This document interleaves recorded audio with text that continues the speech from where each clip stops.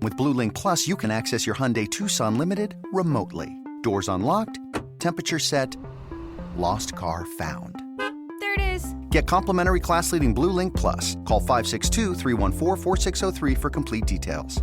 Diets and workouts, you've done the work, so why can't you get to your goal weight? That's because up to 70% of your weight is predetermined by your genetics. So while you've been told that it's all about your willpower, you're actually fighting your biology. Don't do it alone. Found's doctor-designed program uses medication as part of a treatment plan that targets your body's unique biological needs, so that your body works with you and not against you. Take the quiz at joinfound.com to see if Found's weight loss program is right for you.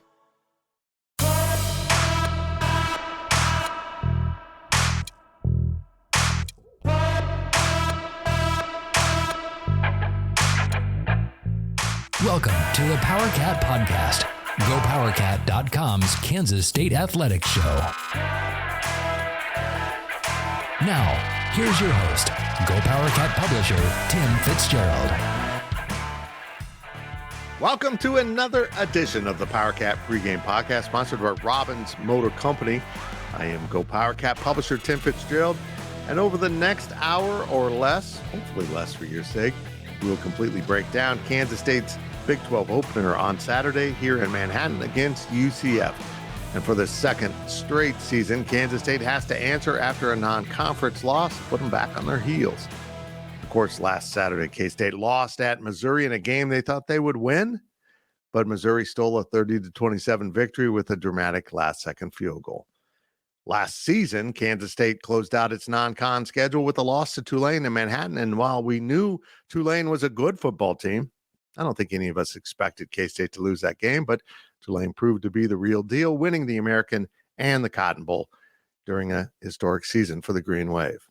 Kansas State needs to find another gear to get back on that horse, as both teams not only open Big 12 play, but this is UCF's first ever Big 12 contest. And remember, we're sponsored by Robbins Motor Company. K-State fans, visit the Robbins Chrysler Dodge Jeep Ram Fiat location on Anderson Avenue in Manhattan for an exciting test drive. Robbins Motor Company, title sponsor of the Powercat Pregame Podcast. Can Kansas State bounce back from that loss at Missouri? Well, they're going to have to do it with some changes in the lineup. Unfortunately, the injury bug got them pretty good at Missouri.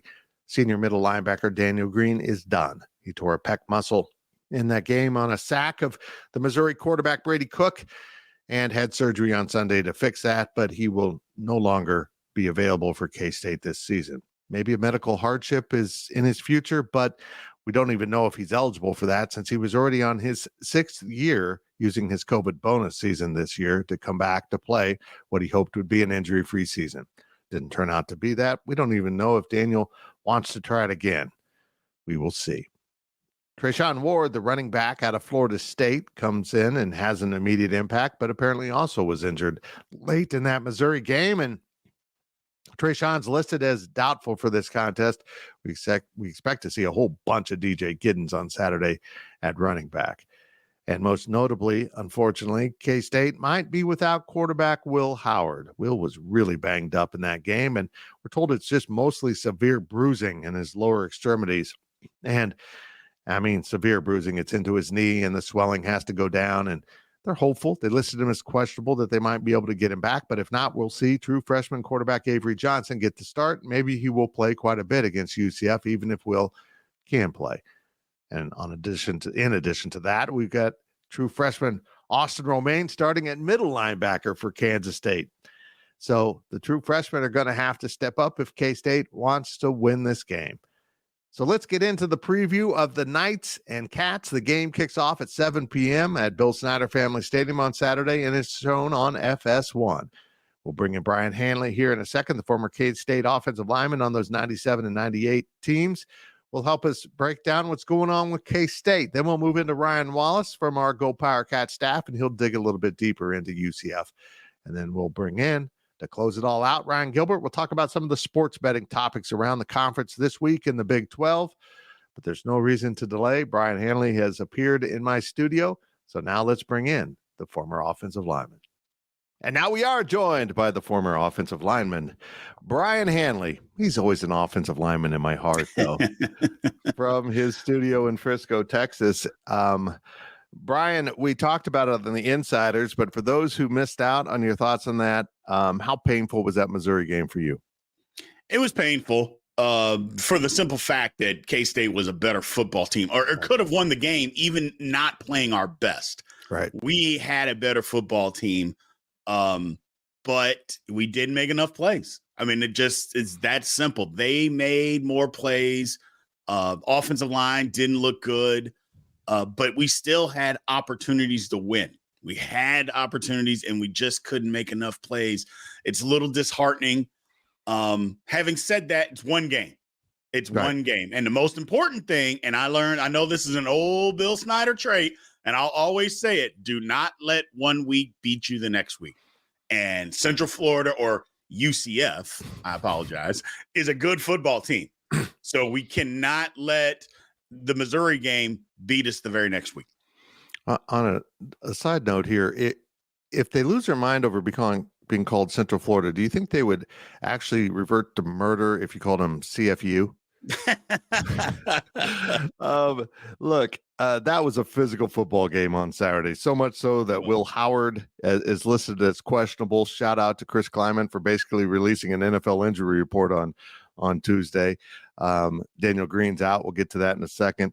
Trayshawn Ward is doubtful, and Will Howard, K-State's quarterback, is questionable. They're going to see starting on Wednesday if he can practice. On the flip side, Brady Cook of Missouri, their quarterback, had a great game. He's also questionable for their game against Memphis. Yeah. These two teams got after each other, and that's really – it's not the loss lingering that worries me. It's about the impact of how physical that game was that might haunt K-State for a few contests. Well, and that's the name of the game in not just college football, but football in general, man. It's the war of attrition. I mean, you got to have depth these days because – unfortunately, football is a game. I know I've said it on here several times, but bones break, ligaments tear. It's just the way that it is. And you've got to have depth if you're going to compete at the highest levels. I believe K-State is getting to that point, which is a good thing because we couldn't have said that 3 or 4 years ago. There's no way we could have said that. But now I believe K-State is a little bit more built to endure some of these injuries and still put a very, very competitive football team out there. And the Daniel Green injury is a perfect example of how in football, injuries just don't pile up. Sometimes they pile up at one position, which causes greater problems because Jake Clifton, very promising sophomore that, probably will start next year, was dinged up in that first game of the season and likely will be back in a couple weeks for Oklahoma State after the off week. And of course, Daniel Green, we now know tore his pec and required surgery to reconnect it. Just a horrific injury. And he is done for the season, likely done for his college career. This was his 6th season. Chris Kleiman said they'll consider pursuing a medical redshirt if it's even available. If that's what Daniel wants to go, the direction he wants to go. I imagine Daniel now is like, it's time to move on. It's just time to try to do something else here because this ain't working. So I'm just kind of under the impression that they would be in trouble in normal seasons, but in steps true freshman Austin Romaine, who they are extremely high on. And I'm interested to see if this kid actually can get it done at middle linebacker for this team. Is he ready to step in at this level? I guess there's some solutions there. Austin Moore could move over, but they've been raving about this freshman class. We might see it at middle linebacker. We might see it at quarterback. Two rather important positions, Brien Hanley. But I think from what they've been saying, I think these kids will be fine. Will it be Daniel Green fine? No, but when you got Austin Moore next to you in the middle of a defense, you're going to be okay. I think you'll find your way. Well, here's the thing. It's just what I was talking about earlier. A lot of teams and a lot of the teams that we put on the upper echelon play a lot of true freshmen. A lot of true freshmen get on the field, significant time. So look, K-State is transforming into one of those programs. That's a good thing. Now, it's not good the guys got hurt. I'm not saying that, but it's a good thing if you have guys that are capable of playing. That means you're recruiting at a high level of guys that can come in and step in right away. So, I mean, obviously we're going to find out, but you're right. Having an Austin Moore next to you, I don't think it's that they move him over to middle linebacker. I don't know that they should do that, because then you're weakening. If he's not as good at middle linebacker as he is the position that he plays, then you're weakening two positions. And I think that's a huge mistake. So, but if, I think K-State's going to be okay. If the guys can play, the coaching staff does a great job of getting guys ready to play. It's a huge opportunity for us. Well, you just tripped into the next topic, moving guys around. We've seen it on the offensive line. They've had to move Cooper Beebe out to right tackle some. The offensive line just hasn't been up to snuff, has it? It's really struggled at times this year. Missouri exposed it. We saw Troy pressure, Missouri pressure. I expect UCF to pressure. I expect everyone to pressure until K-State shows they can solve this. But the good news is Christian Duffy should be back at right tackle on a pitch count, maybe 30 snaps in the game. If he's healthy, I can see them running that up, 40, 45. But, I thought maybe they'd go to that shuffle line when they need to take Duffy off. But no, Carver Willis is going to take the other snaps out there so that they can leave the other four spots as they should be. And they feel like that might solve them and, kind of calm down things. Duff's just huge. They got to get him back 100% eventually. Absolutely. I think that is the right thing that the coaching staff is doing. Right. You can't keep, I've said it several times, you can't keep shuffling guys around. As good as BB is, he's better as a guard than he is at a right tackle. And I'm not saying that he's not better than anything else we can't put out there, but it's just what I mentioned earlier. You're weakening two positions. You don't do that. You have an All-American left guard. Let him be an All-American left guard. Just do that.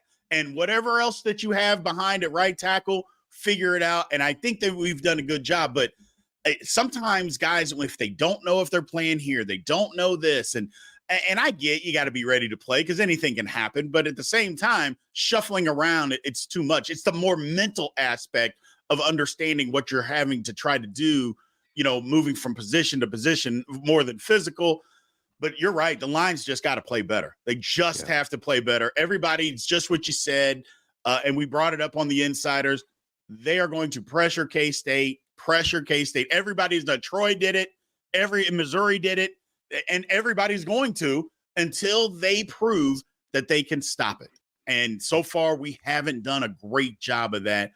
I suspect it gets better with Duffy back because he's very good at what he does. I think that kind of solidifies some stuff.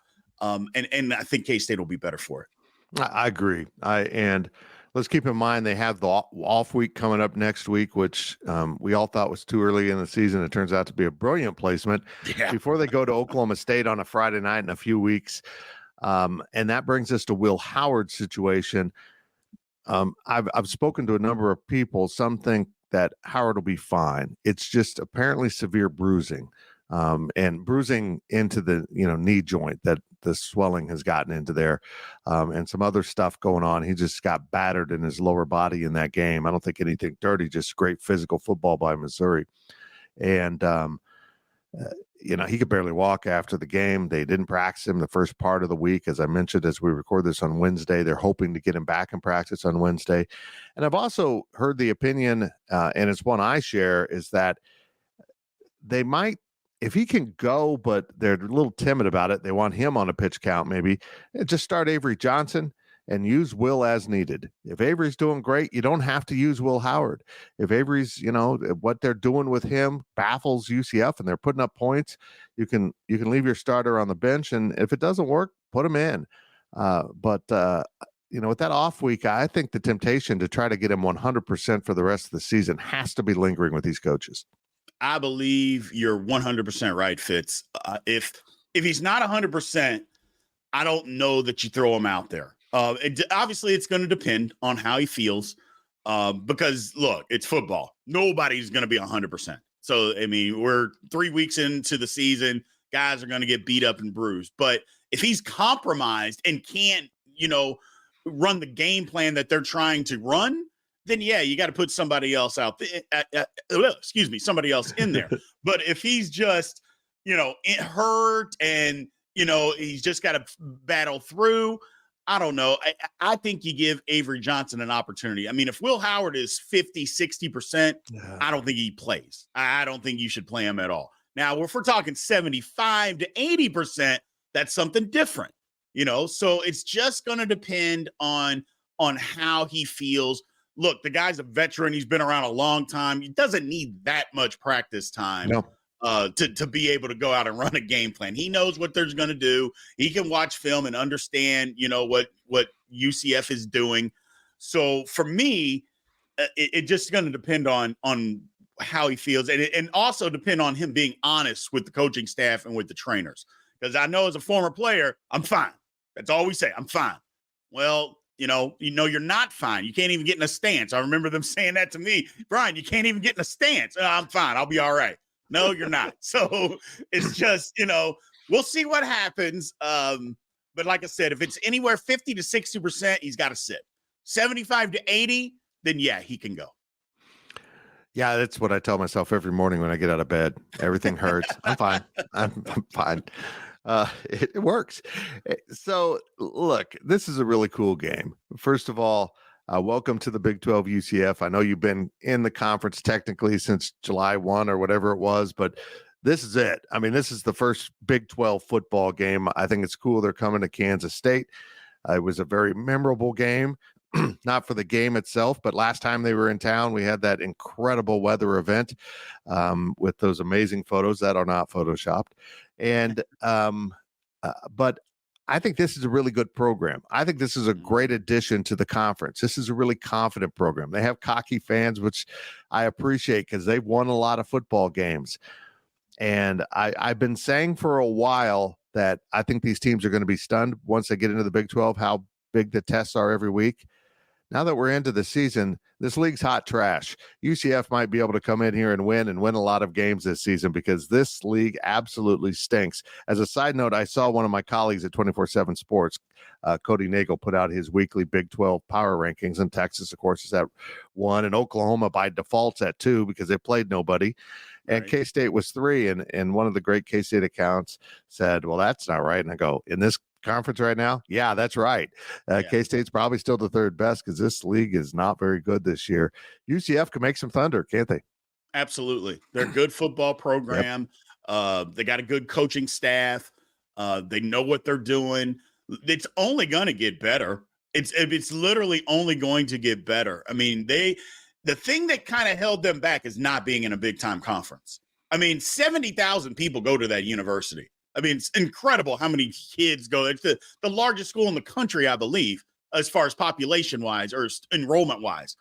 But it's only going to get better because now they're in a big-time conference, which means you're going to get better recruits to come to your school. And as far as this year, they can make some noise. They're good. On offense, they play super, super fast. That's what they try to do is just line up, go just ultra speed. Defense, they fly around. I don't know if they're that physical, but they fly around. It's going to be a challenging game for K-State. It will be. I'm really looking forward. Of course, they're down a quarterback too, and that's life in college football. You got to go with who you got, and if you don't have a good backup, then that is your coaching staff's fault, not anyone else's fault. It's not fate. It's not bad luck. It's bad preparation. You got to be ready with that backup guy, and if we got a game of backup quarterbacks on Saturday, even though K-State's going to play a true freshman in Avery Johnson, brother, I kind of trust the kid. He's got something to him that is really special. He'll make mistakes, but I think athletically he'll respond. Yeah, I think he's going to be fine. Look, he got in the game against Missouri, and that, like you mentioned earlier, it was a physical football game, and he ran the ball, and he didn't bat an eye. And they hit him a couple times, and he got right back up and ran the ball again. That's what you want. Now, he's got to be able to throw the ball over the middle, read defenses, understand what you see, and that they're going to, if he's out there, if they're going to blitz Will Howard, they're going to bring the house against Avery Johnson. So he's got to be able to see that, get the ball out of his hands quickly. So it'll be up to the coaching staff. But more importantly, and I know I keep harping on this, it's going to be up to the offensive line because even if they're blitzing, you can still run the football. And that is going to be his best friend if he has to play, is to be able to run the football. Not run it side to side, run it downhill, off tackle, and run it right at UCF. Yeah. That is going to be K-State's advantage. One final topic before we close up shop and bring in Ryan Wallace. The secondary against Missouri was an utter disaster. They were slow. Their techniques broke down. They didn't get good reads. I think the game plan was so focused on the Missouri run game, they didn't adequately adjust when Missouri had basically duped K-State into that. Great coaching by the Missouri staff. They came out and threw the ball at a higher rate than they had all season. I was shocked and disappointed in how the secondary broke down. Look, Luther Burden's amazing, but they couldn't tackle. They couldn't defend. It was painful to watch, man. Yeah, it was bad. Let's just call it what it was. It was bad. However, like I mentioned before, it was one game. They got to go back and look at that film. They got to own it and just say, I got to be better. And let's just say, I mean, there's some plays out there, and we saw them. It couldn't have been worse. Literally, it couldn't have been worse on what we saw. So hopefully they see that and they get better. That's all that we can hope for. Look, they're a better football team. The secondary is better than what they put out there on Saturday.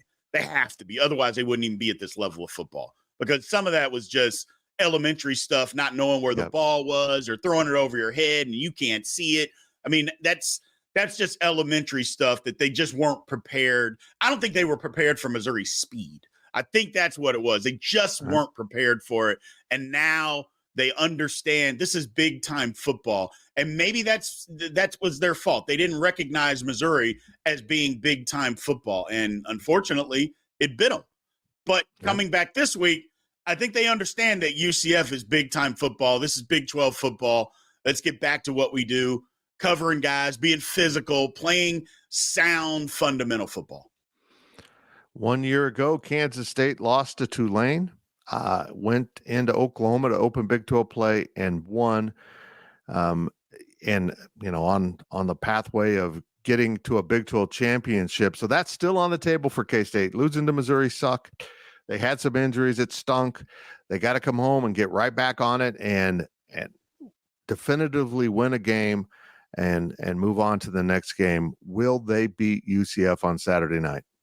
I think they will if they play physical football. Right. It's got to be a physical football game because, look, while UCF is coming into the conference, they're not as big. They're not as physical as what K-State is. We got to get back to what we do best in being physical. If we try to finesse them and run side to side, they're more athletic than we are. They just are. And it's not going to work. We got to be physical on both sides of the football and win the battle of the trenches. If K-State does that, they will be fine. I agree. His name's Brien Hanley. You can see his social media tag at the bottom there, @BigBs_Sports Talk. Go check him out on whatever your favorite social media platform is. He does great content. Brien, I appreciate it very much. We will reconvene on the Insiders on Monday. No problem. Thank you. And that's it for this segment of the Powercat Pregame Podcast. On the other side, Ryan Wallace awaits for a more in-depth breakdown of the UCF Knights that come to Manhattan on Saturday night at the Bill. GoPowercat.com's Powercat Podcast continues after this short break.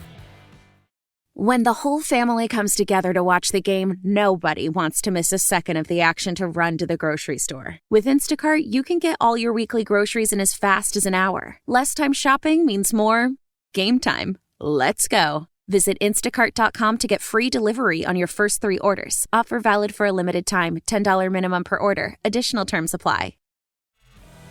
Welcome back to the Powercat Podcast. Welcome back to the Powercat Pregame Podcast, sponsored by Robbins Motor Company. Of course, we're previewing Kansas State UCF Saturday night at Bill Snyder Family Stadium. I'm GoPowercat publisher Tim Fitzgerald, and I'll be joined, as you can see on your screen, by Ryan Wallace, one of our football analysts, and he's going to help us break down the Knights. Don't call them Golden of UCF. Don't call them Central Florida. There's rules that go with this. You better follow them. As I mentioned, we're sponsored by Robbins Motor Company. The dedicated team of automotive professionals at Robbins, Chrysler, Dodge, Jeep, Ram, Fiat will match you with a vehicle that suits your lifestyle and budget. Robbins Motor Company, proud sponsor of the Powercat Pregame Podcast. Wally, let's dive into this injury crap. Oh my, what a mess. And we were talking before we started rolling. The quarterback is intriguing. What they will do at the various levels of the Will Howard injury. And we were trying to sort out, is he injured? Is he hurt? Which is different. Is he going to be better by Saturday? I mean, there's just, he could be 100% or close to available. He could be limited and available or out. And we don't know what it is. And I'm going to put Ryan Gilbert on the spot in the betting segment. What do you do right now? As if there was an urgency to bet on this game. But I don't know what's going to happen. Well, I mean, I'm not Ryan Gilbert, but I would say this. Good for you. I would, if you want to go money line, go for it. But I would stay the hell away from the spread for the simple fact that the quarterback situation is, like you said, still a little bit up in the air. I guess if you read between the lines of what Chris Kleiman said at Tuesday's press conference, you would lean on probably more Avery Johnson than not. Because it sounded as though Chris Kleiman said, well, you know, if Will Howard, if Saturday were tomorrow, I don't know if he'd be able to do a whole lot. Obviously, the good news is there were a couple days between that press conference and Saturday night. But, you know, if you want to just try and put a prediction on it, stake a claim on it, I would venture to guess that, again, we will see plenty of Avery Johnson. But Fitz, as I toss it back to you, the question then becomes, is it going to be, you know, a run first, run heavy Avery Johnson, or are we finally going to get a chance to see the 4-star do a little bit of everything in this offense? I was a little bit confused by how they used him at Missouri. They had a limited playbook for him, but Chris Kleiman says he's fully integrated into the playbook, as you know, as much as you can expect for a guy in his first full season of college football. He showed that when he played in the opener. And then they limit him against Missouri. I found that to be odd because you got to the point of the game where letting Avery just run some plays might have been better than a limited Will Howard. Yeah, I felt the same could have been said for Daniel Green when you went back and watched the tape. It was head scratching, the choice the staff made to leave them both in. I guess that's just an ode to those veterans that are coming off to the sideline. You know, Fitz, that Will and Daniel Green were saying, let me go, I can go. But at some point, I think the staff's got to lean on the fact that one is going to be more effective than the other. And whether it was Avery, whether that was, obviously they don't have Jake Clifton, but maybe it's Austin Romaine, maybe it's somebody else. That was head scratching to see, but they have to unleash Will Howard in this one. Again, whether that's in, you know, spot up rotation duty for an injured Will Howard, or whether that's as the starter for the entirety of the game on Saturday night, they've got to let Avery keep a defense honest, both with his feet and through the air, or else you'll see UCF's defense just attack him at will to try and contain him from running the ball. Agreed. That's exactly what I do. And in fact, we've seen Troy and Missouri now show up with a great amount of pressuring that line of scrimmage. They're coming after the quarterback. They're coming after this offensive line that, you know, has been out of place and struggling. And UCF's going to do it. I mean, it's out there. Until K-State solves it, it's going to happen every game unless someone's just incapable of doing it. Let's pivot to that offensive line. Christian Duffy comes back, which stabilizes thing to a degree because, you know, he's been at right tackle since the entire time Chris Kleiman's been here, basically. So right.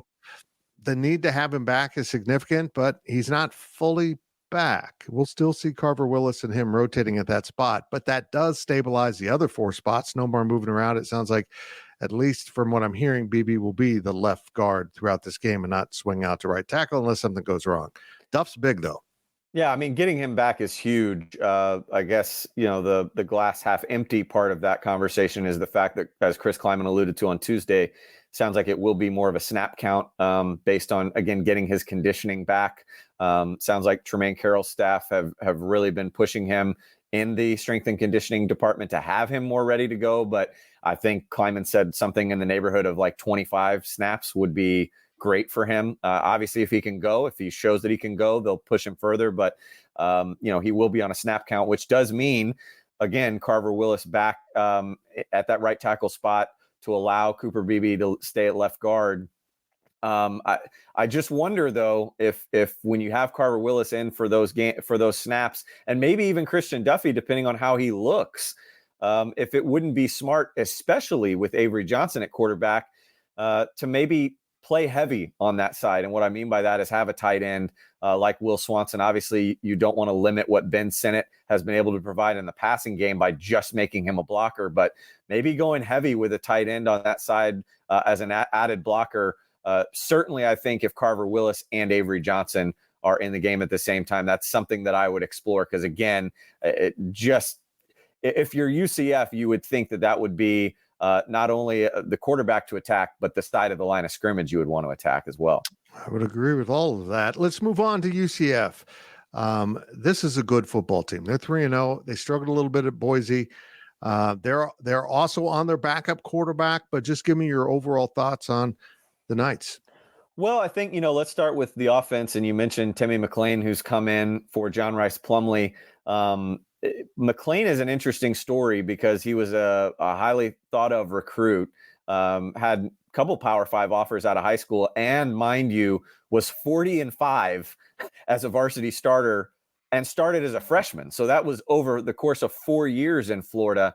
So, I mean, a decorated kid coming out, ends up at USF, played the 2021 season there as a true freshman, ended up winning that job through the year. But, the Bulls didn't have a whole lot going for them. And so obviously if you're judging by his stats alone that year, they weren't anything to drool over. Ends up transferring to UCF. And now with the injury to Plumlee, gets his chance. He's a little bit different quarterback fits than Plumlee was. In a way, Plumlee was playing his best quarterbacking of his career. And what I mean by that is coming into this season, I think many would say that Plumlee was kind of like a running back that could play quarterback. It was very Colin Klein-like to watch him operate because it was, he could throw a little bit. I mean, he's got an arm as a baseball player for UCF too, but you could very much tell that he was more comfortable just saying, to hell with it, I'm going to tuck this thing and run it. Whereas Timmy McClain is more a true dual threat quarterback. He can scramble outside the pocket and pick it up, but he wants to keep that play alive for as long as he can and keep looking downfield to make the pass. So I think that we haven't seen a whole lot from him in the Villanova game. That was his first time starting for UCF. They kind of dumbed down the playbook a little bit for him. Didn't really air it out. But I think if you're K-State, you just want to keep everything in front of you because really that's what the Knights offense wants to do. They operate tremendously in terms of the passing game between like 5 and 15 yards. They will test it deep, but Timmy McClain is inaccurate. The deeper the ball gets, he can make the throw. It's not that he doesn't have the arm strength fits, but he's not very accurate at all. So if you're K-State, you dare those guys to take the shot downfield. And that seems strange, Fitz, coming after what we saw against Missouri when K-State was getting beat on those home run balls. But in a way, UCF's receivers are dangerous.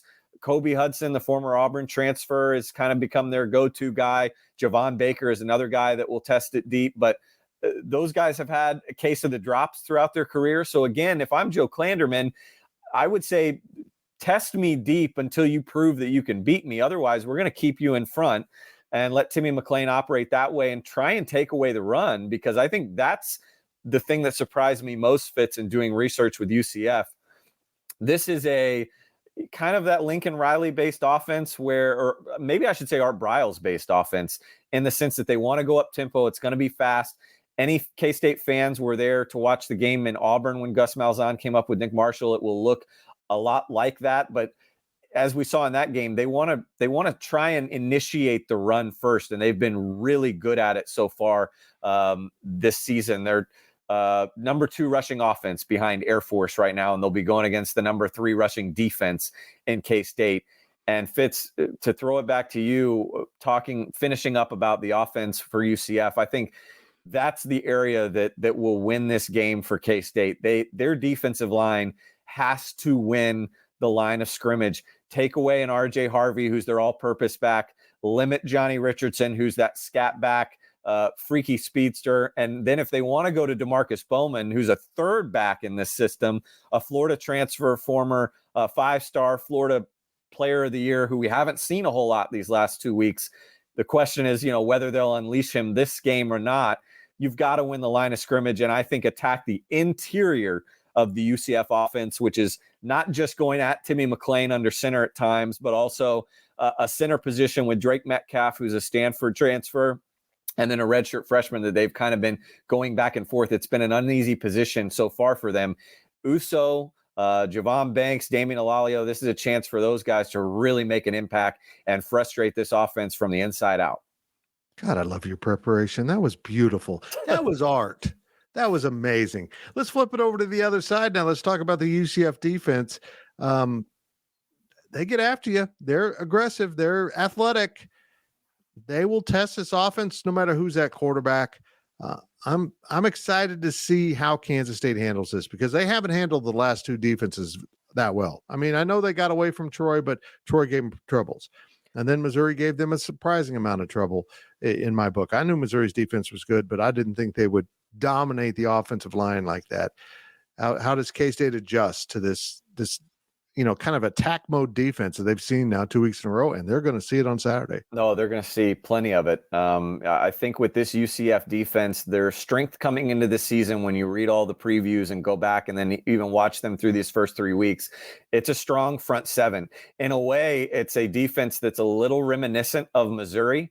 I think where Missouri's a little bit different is I think maybe their front seven is a little bit stronger than UCF, and I think their secondary is a little bit more tested and a little bit more veteran than we're going to see from the UCF secondary. That's an area that if I'm K-State, you'd love to attack. But again, with Will Howard as a question mark and Avery Johnson coming in, you wonder just how much K-State can and will attack that secondary. But I think the front seven, I hate to beat a dead horse, but they've got to win in the line at the line of scrimmage. And it seems like that's the way it would be for every football game. And it is to some extent, but especially in this one, they've got to protect the quarterback and they've got to win the line of scrimmage and get that running game going, keep UCF's offense off the field. But, this is an interesting defense in the fact that they're going to fly around. And I would feel a lot better about Avery Johnson playing more, as we said before we started recording, if it were Oklahoma State.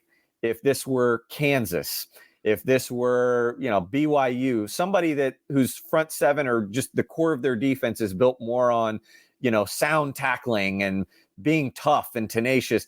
This UCF team is what you'd expect. It's a bunch of Florida Southeastern athletes that fly around the ball. Now, that doesn't work when Avery Johnson's greatest skill set is speed. But I think the way that you can hope for K-State to make a dent in UCF is that while they're very good against the rush, UCF is, and they're very active, sometimes their tackling has been subpar. And I think when you look at them on tape, when you go and look at them statistically through something like Pro Football Focus, that is the area of concern, is a lot of missed tackles, a lot of over pursuit, bad angle, bad fundamentals. So if you're K-State, hopefully, you get that UCF defense. The other thing that I think about with this defense, Fitz, is I don't know really how much they've been tested. I went and found a stat. They're tied for the lowest amount of red zone defensive stands in the country in FBS football. They've only been in the red zone, back against the wall 3 times this year. Ohio State is the only defense right now that has been tested less in the red zone. So I think while statistically they look strong, I don't know how much this is a defense that has been tested, had their backs against the wall in pressure scenarios so far this season. So I'm very interested to see if K-State has the playmakers at their disposal to make that happen and put them with their back against the wall. Because again, Fitz, I shouldn't say no Will Howard, but a limited Will Howard, let's say, no Trayshawn Ward. Right. And we still have the question mark that is Keegan Johnson, the guy that all of us thought would be a huge difference maker for K-State, that hasn't played that much and has been targeted even less when he's been on the field. So very curious to see if this is a game that K-State's playmakers can start to rebound and get back to what we saw against Troy and SEMO. Let's get back to Trayshawn Ward. Interesting. I didn't see him get injured. Apparently it was late in the game. He's doubtful. He's not playing. Yeah. But that's all right. DJ Giddens, I'm sorry, he's been the best running back so far. He just has. He's not great. I mean, he's just kind of is what he is. He puts his head down and picks up yards. Once in a while he'll break free on you because he's tough to bring down, which might be important in this game, as you mentioned, the tackling woes for the Knights. And also I think he's a better pass protector. And so I think with a young quarterback out there, that's nice. I mean, he's going to be fine. Maybe they'll have to bring in some other guys to spell him on occasion. Heaven forbid he gets banged up. But I think K-State can overcome Ward in the short time here. But boy, you can't operate with him being gone for a long time because they just don't have that depth in that room that you need. Yeah, and I think this is a game that would be smart of Colin Klein, and also something that I think he's already thinking about doing, if I had to guess, which is, we talk about how assignment sound the K-State defense has to be going against a Gus Malzahn offense, which, for K-State fans that are still in kind of glass half empty mode, I hate to, jump into the memory bank a little bit, but remember Gus Malzahn, Eli Drinkwitz was a Gus Malzahn from that tree. So these offenses will look a little bit the same, but we talk about kind of the window dressing that Gus Malzahn will put on stuff and how, assignment sound you have to be on defense and tracking where the ball is on play action and all those things from this read option offense.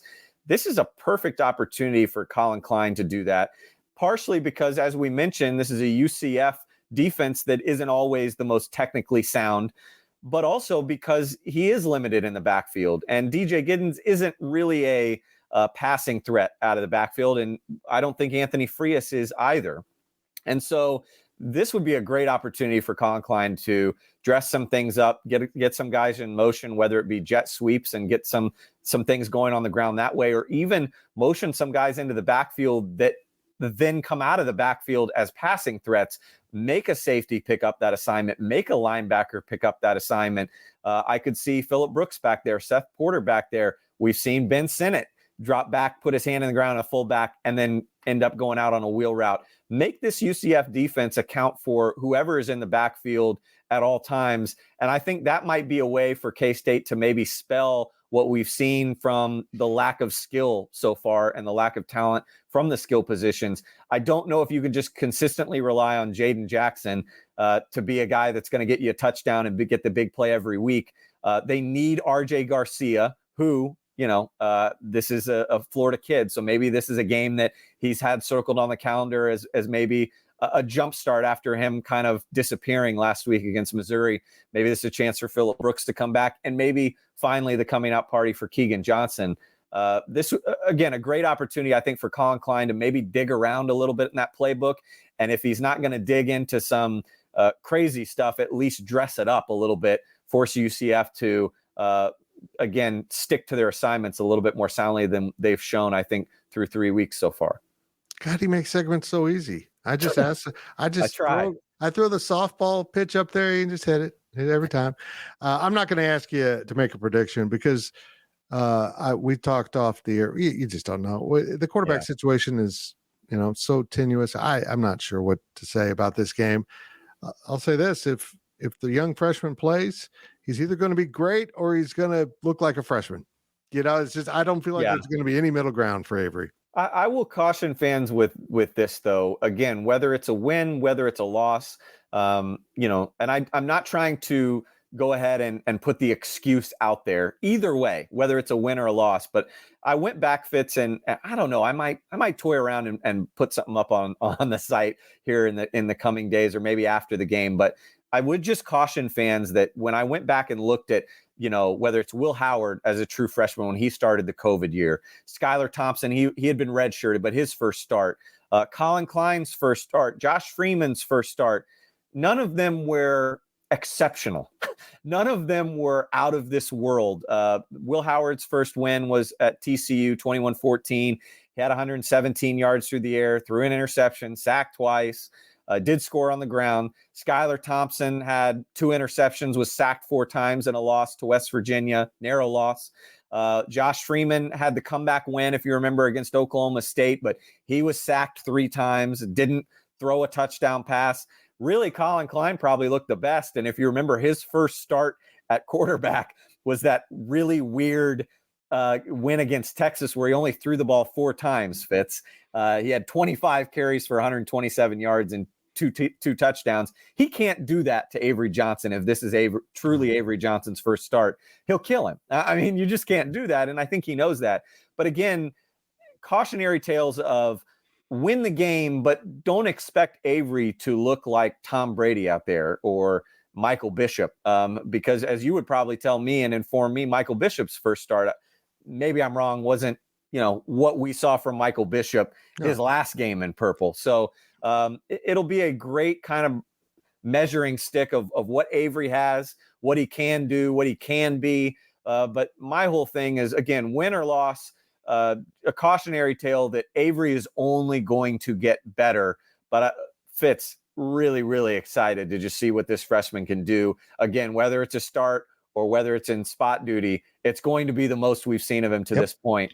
So excited to see him operate this offense. And I'll say this, Fitz, to finish.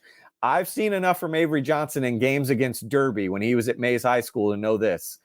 There is not a game, if K-State is down, that you should count the Cats out, because Avery Johnson can rile up a sideline and get the momentum back as quickly and as charismatically as I can remember any quarterback doing. Really, really excited to see what number 5 can do. Amen. That's it. He's Ryan Wallace. He joins us every week on this. You can check out his recruiting coverage at K-State. Great analysis as always, Wally.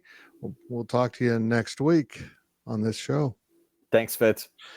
We go off to break now. That Ryan Gilbert fella is waiting on the other side to talk about the betting lines around the Big 12. Not a great week. Possibly the worst game of the season in the conference we'll get to discuss. I hope it doesn't get worse in Oklahoma State at Iowa State. I wish you luck, Gills. Yeah. And of course, BYU at Kansas is very intriguing, as is this game we're previewing on the Powercat Pregame Podcast, brought to you by Robbins Motor Company. GoPowercat.com's Powercat Podcast continues after this short break. Imagine the softest sheets you've ever felt. Now imagine them getting even softer over time. I'm here to tell you about Boll & Branch sheets. In a recent customer survey, 96% replied that Boll & Branch sheets get softer with every wash. They're made from the rarest organic cotton and designed to get even softer over time. Try their sheets with a 30-night guarantee plus 15% off your first order with code Odyssey. So head to BOLLandbranch.com today. Exclusions apply. See site for details. Welcome back to the Powercat Podcast. Welcome back to the Powercat Pregame Podcast, sponsored by Robbins Motor Company. We're going to be joined by Ryan Gilbert and his new setup there. He's got a purple light like mine. It's like I got a kid and I don't want him. It doesn't look as good as yours, though. No, nothing looks as good as this mess behind me. At Robbins Motor Company, they strive to earn lifetime business and build relationships, selling quality cars, trucks, vans, SUVs, and offering top-notch parts and service. Robbins Motor Company, proud sponsor of the Powercat Pregame Podcast, and this is the part of the show when we get into the betting odds and all that, the sports gambling genre of our product. Because Ryan Gilbert does it mostly on the NFL, but he studies up a little bit. Not so good on K-State. So whatever he says on K-State, forget that. He's pretty good at everything else. Gills, how you doing, first of all? I'm good. How you doing? You look good, man. I think the purple light adds a little pink to your cheeks. You look more healthy. All credit goes to my boss. Yep, he's a good I was just outside for a few hours, so maybe that's why my cheeks are a little bit red, but or you're whatever. Embarrassed to be here. Let's get going. Oklahoma is going to Cincinnati. I'm not sold on Oklahoma yet. They have played a really light schedule. Cincinnati continues that trend. The Sooners are favored by 14.5 on the road. I wouldn't touch this one because I can't figure these teams out. Well, Oklahoma is 3-0 against the spread this season, and pretty much all of the money's coming in on the Sooners right now. So public loves them, but you look at the key matchup in this game, Cincinnati averaging 240 yards of rushing per game, Oklahoma giving up just 80 rushing yards on the season. So really, whoever think you can win that battle, I don't think anybody's expecting Cincinnati to come out and win this game, but to keep it within a few touchdowns, that might be manageable. And you look at the 3 games, of course, those numbers are maybe skewed a little bit just because of the opponents that these two teams have played. SMU is the only notable team that Oklahoma's played. And then obviously an impressive, maybe not impressive, but a win over Pittsburgh for Cincinnati. But then they follow that with a loss to Miami of Ohio. And so it's tough to get a read on, but whatever whatever of those two schedules you want to put more stock into, because both of those stats, rushing wise, rushing offense for Cincinnati, rush defense for Oklahoma, those are both impressive. would you play the Bearcat mascot in this game? I mean, he's like 7 feet tall and scary looking. Like the mascot bowl? Yeah. No, just actually play him in the game. Okay. Like actually let him play. I think that might help. Texas goes to Baylor. Baylor is aspiring to be in the hot trash section of the Big 12. They're working their way down there. Texas by 15. I take Texas on this. Me too. And look, Texas has shown us how good they can be. And this came to my mind when I was kind of brushing up on these notes. Chris Kleiman mentioned how only a few of those games, or I guess one of those games really for Central Florida or UCF, whatever they want to be called, right? Only one of those games can really be broken down on tape just because it was a competitive game. And I think that the same thing can be said for all of these Big 12 games, but also Texas, right? Like, we're going to bash them for their performance last week. Do you really think they opened up the playbook? Do you really think that those 5-star commitment, all those 5-star players were really locked into this game? Probably not. Now the Big 12 plays here, they're going to be locked in. And boy, Baylor's not looked good this year. Texas has looked really good. So don't overreact from Texas's game last week. That game against Alabama is kind of who they are. And just as far as the talent goes, the athleticism goes, we've seen this a few times over the years when K-State plays that team. Doesn't matter if they're maybe if they're not well coached, doesn't matter, right? As long as they've got that athleticism, right, they should comfortably win. Okay. Tech is a 6-point favorite on the road. We've grouped all of our road games here. By the way, there's 2 Big 12 games involving non-conference opponents because Houston and TCU played last week, and TCU does play SMU. Tech -6 at West Virginia. West Virginia with the win over Pitt. Good win for West Virginia, but kind of devalued that Pitt win for Cincinnati, put it in a better context. We're still not sure what's going on with Tech, but a 6-point favorite on the road. What do you think? Give me the road dog, Fitz. I mean, the storyline of that game with Pittsburgh and West Virginia was really Pittsburgh losing that game more than anything. They did not do, I mean, they didn't do much, and it was kind of a slugfest. And so give me the road dog. And of course, West Virginia playing with the backup quarterback. Garrett Green is out. And so it's looking like it's kind of like a K-State situation here with Will Howard that Garrett Green's not going to be able to go. And so give me the road dog here. Texas 6-point favorite. So they're not a dog. Oh, goodness gracious. I am. Okay, give me the road favorite. Yeah, but that Garrett Green information is helpful. That's why we bring you on. Yeah, you know what? It doesn't matter if it's this or the questions podcast. You're getting one mistake from me per episode. I like it. It's the level of consistency that Bill Snyder would appreciate in you. It makes you look better. You never mess up. Oh, no. Makes me certainly look more attractive. Hey, Oklahoma State is a road dog at Iowa State in a game that free counseling will be provided to all spectators after the game. Matt Campbell, if they lose, will actually fight a fan at midfield. There's a lot of things Iowa State's doing here to try to get fans in. Look, Iowa State fans are great. Their team stinks. They're all going to show up. Oklahoma State stinks. 3.5-point dog. To cover the spread, though, Iowa State's got to score more than 3 points, and that's kind of the problem, isn't it? They go to overtime in a 0-0 game. They can get a field goal at least, right? Yeah, but whatever. Yeah, goodness. It's horrible. I don't want to watch this game. We have to pick it. We have to talk about it because it's Big 12. But I kind of alluded to this on the Questions podcast this week. I would trust Mike Gundy more than I would trust Matt Campbell to get his locker room back in both state, how the programs are going. I would trust Mike Gundy, but boy, I mean, I wouldn't blame you if he didn't touch this game. That's for sure. If I was Mike Gundy, I'd consider starting myself at quarterback. He's got a family member on the squad. Yeah, he's probably still better than his kid. Hey, BYU was a 9-point favorite. It's down to 8.5, basically the same, at Kansas. Very intrigued by this game. Kansas didn't play well last week. I don't think it means a damn thing. They won. Yeah. Teams have that. BYU won at Arkansas. We're not really sure about Arkansas, but still it was a road game. I think Kansas wins this, but the amount of points, 9 or 8.5 on this game, kind of scares me off that. I think it's going to be a good game. Yep. I mean, we talked about this last week, Fitz. I didn't think BYU was getting much respect, and they go out and they beat Arkansas. And I sort of mentioned how the defense was going to be able to keep that game close, have them cover that spread. I think it was 10 points or so. And obviously the defense wasn't that good, but the offense, I think it was 38-31. Like, they put on a showing. And so the defense has shown they can be good. The offense has now shown signs in its last game. And so I think BYU is getting disrespected here. I'm with you. I mean, KU is going to bounce back. There's been a very high expectation for that team. They're going to be okay.